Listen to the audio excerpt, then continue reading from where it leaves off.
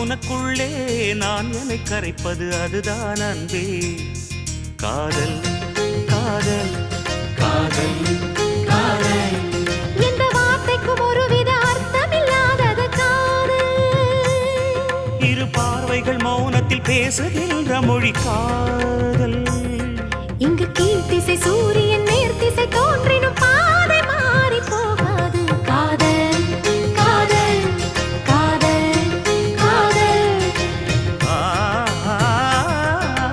உன்னை நினைத்து நான் என்னை மறப்பது அதுதான் அன்பே.